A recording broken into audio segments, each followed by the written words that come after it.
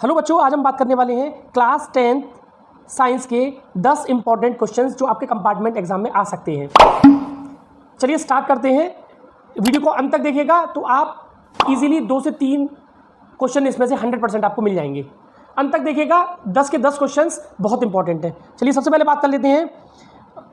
What I defect is myopia, describe with NEET diagram how this defect of vision can be corrected by using a suitable lens. तो सबसे पहले आप देखिए, myopia और hypermetropia, ये question लगभग हर बार paper में पूछा जाता है। अब तरीका अलग अलग हो सकता है लेकिन आएगा यही, ठीक है। मैं और भी तरीके बताऊंगा आपको किस तरह से ये क्वेश्चन पूछा जाता है। तो मायोपिया होता है आपका नियर साइटेडनेस, मतलब पास की चीज़ें तो दिखेंगी आपको लेकिन दूर की चीज़ें नहीं दिखेंगी। A person with myopia can see near by object clearly but can not see distant object clearly, ठीक है। दूर की चीज़ें नहीं देख पाता, पास की चीज़ें देख पाता है। और ये किस वजह से होता है?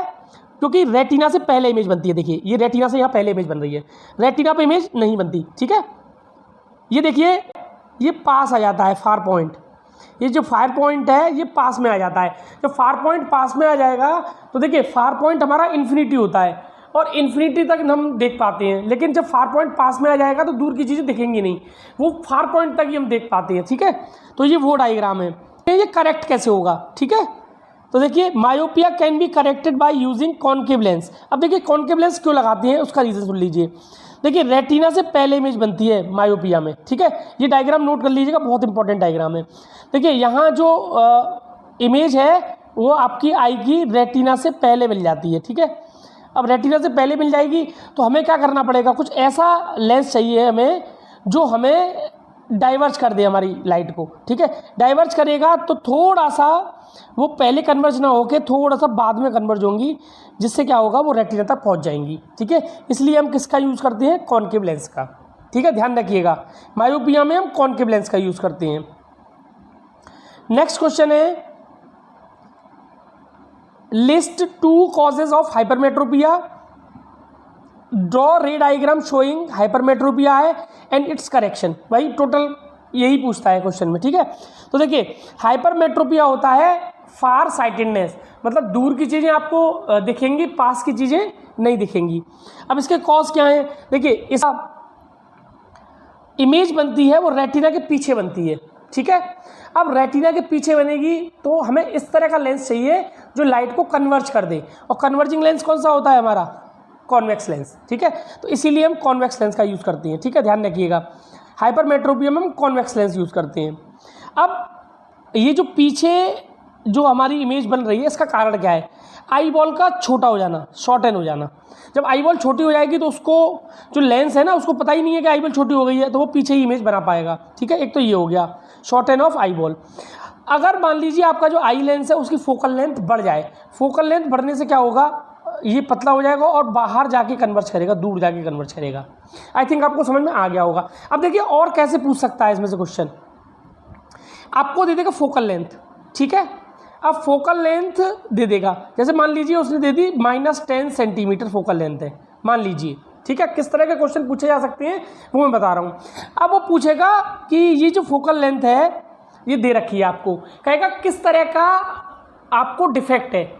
देखिए फोकल लेंथ नेगेटिव होने का मतलब है कि आपकी जो पावर है वो भी नेगेटिव होगी, क्योंकि पावर इक्वल टू होती है 1/f। अब पावर नेगेटिव होगी, इसका मतलब नेगेटिव फोकल लेंथ होती है आपकी कॉनकेव लेंस की, ठीक है।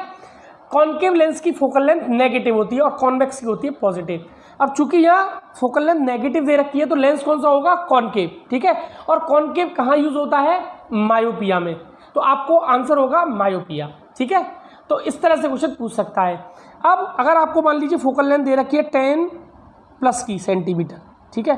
अब पूछेगा कौन सा डिफेक्ट है, तो कौन सा डिफेक्ट है? फोकल लेंथ पॉजिटिव है, इसका मतलब कॉन्वेक्स लेंस होगा, और कॉन्वेक्स लेंस यूज होता है हमारा हाइपरमेट्रोपिया करेक्शन में, ठीक है। तो उसको कौन सा डिफेक्ट होगा?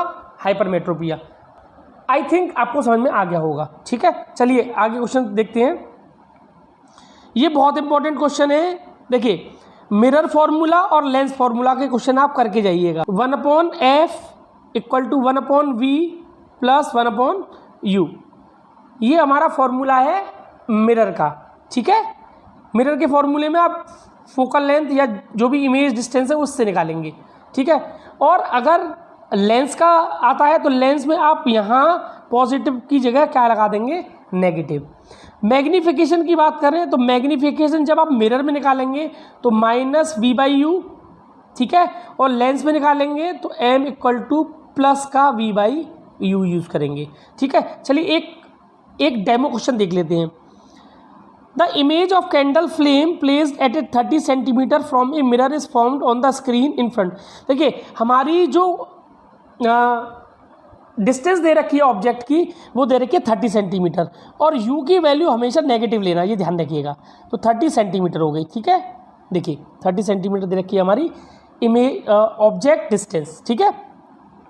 अब हमारी जो इमेज बनती है वो भी दे रखी है, कितनी दूरी पे है, 60 सेंटीमीटर पे, ठीक है। कितने सेंटीमीटर पे, 60 सेंटीमीटर पे, okay. What is the nature of the image, ठीक है, ये पूछा है। Find the focal length. तो देखिए दोनों चीज़ हमारी दे रखी हैं, u दे रखा है, v दे रखा है, तो हम फॉर्मूला लगा देंगे मिरर के लिए, ठीक है। मिरर ही है ना, देखिए मिरर है, ठीक है। तो 1/f = 1/v + 1/u। देखिए ये फॉर्मूला लगा दिया हमने।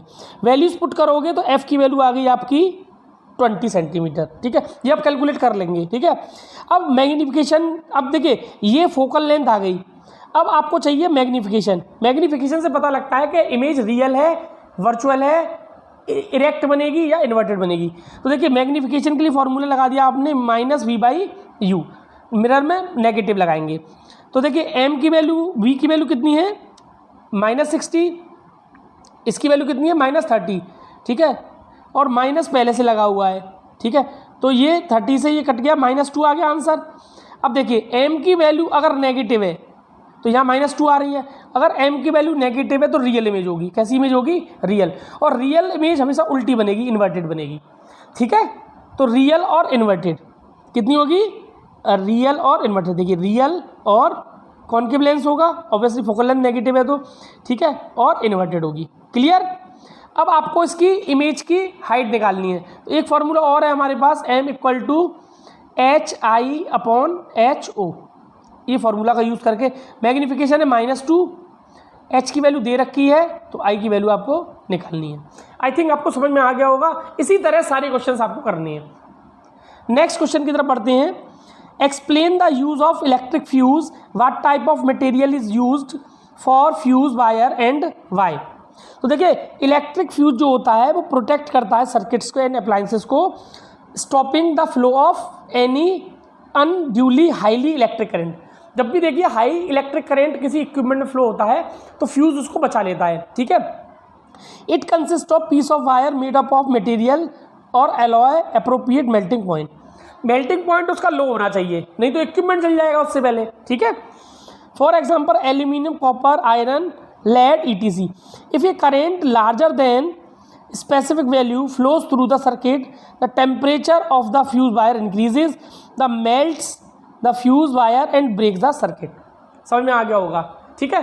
जैसे ही वोल्टेज ज़्यादा है, करंट की वैल्यू ज़्यादा बढ़ी तो ये जो हमारा फ्यूज़ है वो क्या होगा, मेल्ट हो जाएगा और फ्यूज़ खराब हो जाएगा, उड़ जाएगा, ठीक है। जनरली उसको ऐसे बोलते हैं, और अप्लायंसेस हमारे बच जाएंगे, ठीक है। अप्लायंसेस बहुत महंगे होते हैं। Next question, solenoid, very important, ठीक है।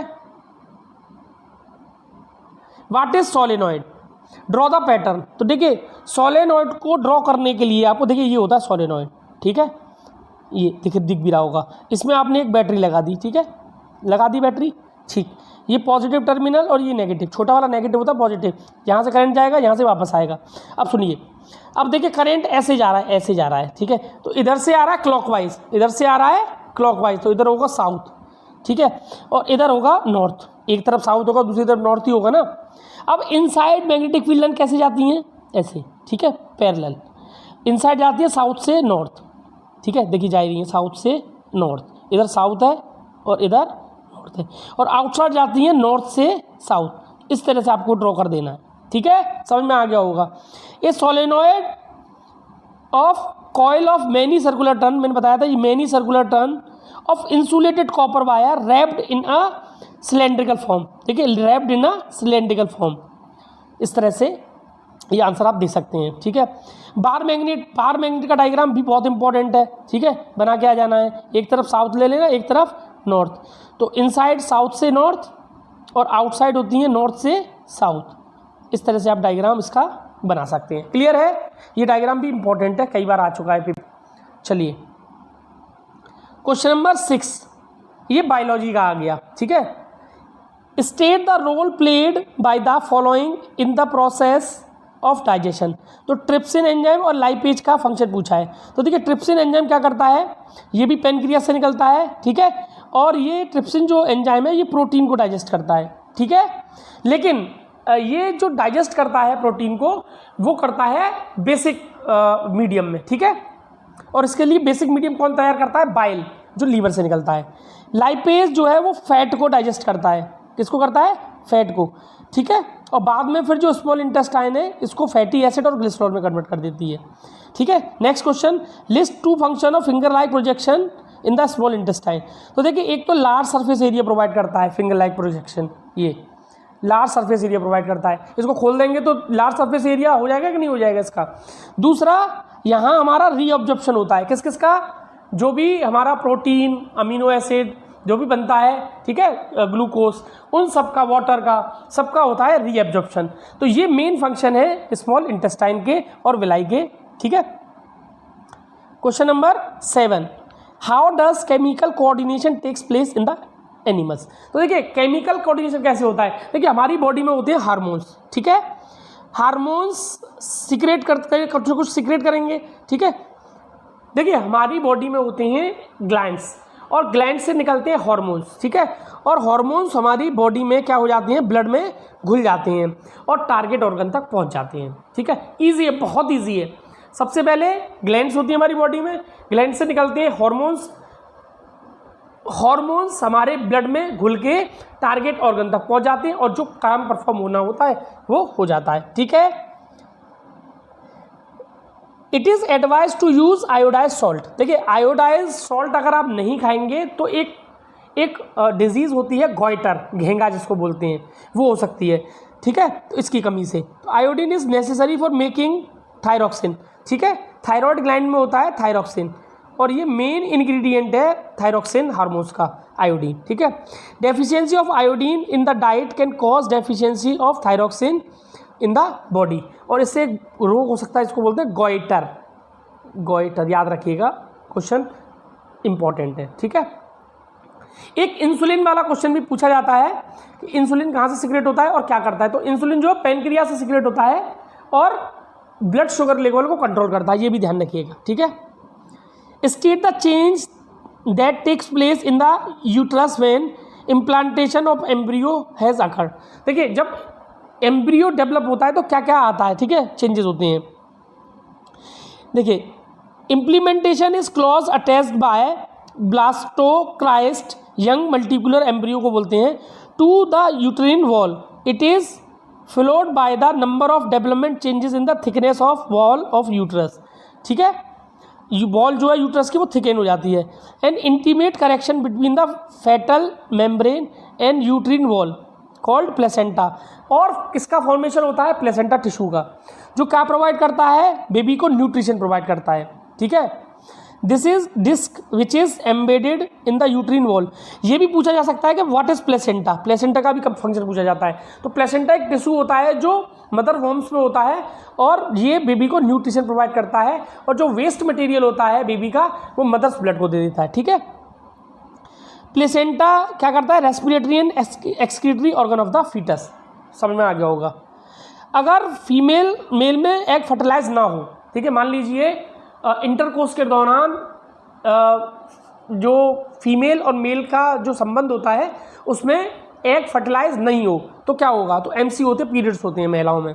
When the female gametes egg is not fertilize this lining is not needed by any longer, so the lining show breaks and comes out through vagina as a blood और mucus. देखिए होता क्या है कि जो warm होती है वो फर्टिलाइजेशन का इंतजार करती है, तो उसके लिए वो क्या बना लेती है, म्यूकस और ब्लड की एक दीवार बना लेती है। उसको थोड़ी ना पता है कि फर्टिलाइजेशन कब होगा। ठीक है, तो वो तैयार होकर रहती है पूरे वर्ष महीने भर। ठीक है, तो जब फर्टिलाइज नहीं होता है तो जो ब्लड और म्यूकस की जो इनर लाइनिंग है वो ब्रेक हो जाती है और वेजिनाई के थ्रू बाहर निकलती है। इसी को आप पीरियड्स भी बोलते हैं, ठीक है, महिलाएं, इसको मेंस्ट्रुएशन साइकिल्स भी बोलते हैं। Clear. Next question very important, draw a linear diagram of sex determination in the human beings. ठीक है, कब लड़का होगा कब लड़की होगी वो भी देख लेते हैं। ठीक है, फादर में होते हैं XY क्रोमोसोम्स और महिलाओं में होती हैं XX। ठीक है, अब सुनो, यहाँ से X आया, महिला का X आया। ठीक है, तो देखिए XX होगा तो महिला होगी, मतलब लड़की होगी। ठीक है, डॉटर। अब यहाँ से Y आया और यहाँ से X आया, तो क्या होगा, XY सन होगा। ठीक है, अब यहाँ से X आया, यहाँ से X आया, अब यहाँ से फिर X आया और यहाँ से Y आया। ठीक है, चलिए, तो ये देखिए 50% प्रोबेबिलिटी है कि लड़का होगा और 50% प्रोबेबिलिटी है कि लड़की होगी। आप बता नहीं सकते कि लड़का होगा लड़की होगी। ठीक है, क्रॉस आप जब करेंगे तो एक बार में एक ही गैमेट आता है। तो यहाँ से X, देखिए इसके पास तो X और Y दोनों हैं, लेकिन इसके पास X और X है, तो इसके पास तो एक ही है X। ठीक है, कोई सा भी X आ जाए, लेकिन मेल जो पार्टनर होता है उसके क्रोमोसोम से डिसाइड होता है, जीन से डिसाइड होता है कि लड़का होगा या लड़की। अगर मेल्स का X उस टाइम प्रभावित है, ठीक है, तो लड़की होगी, और अगर Y क्रोमोसोम्स गया तो XY मिलके क्या बनेगा, लड़का। ठीक है, तो 50% प्रोबेबिलिटी होती है कि लड़का होगा या लड़की। और डिसाइड कौन करता है, हमेशा फादर करता है, मदर डिसाइड नहीं करती है। ठीक है, ये भी याद रखिएगा। लास्ट क्वेश्चन बहुत इंपॉर्टेंट है, लगभग हर बार पूछा जाता है। फूड चेन और 10% law. In the following food chain plants provide 500 joule of energy to rat. Plant ने कितनी एनर्जी प्रोवाइड की रैट को, 500 joule. How much energy will be available to hawks from snake. Hawks से snake को कितनी energy मिलेगी। ठीक है,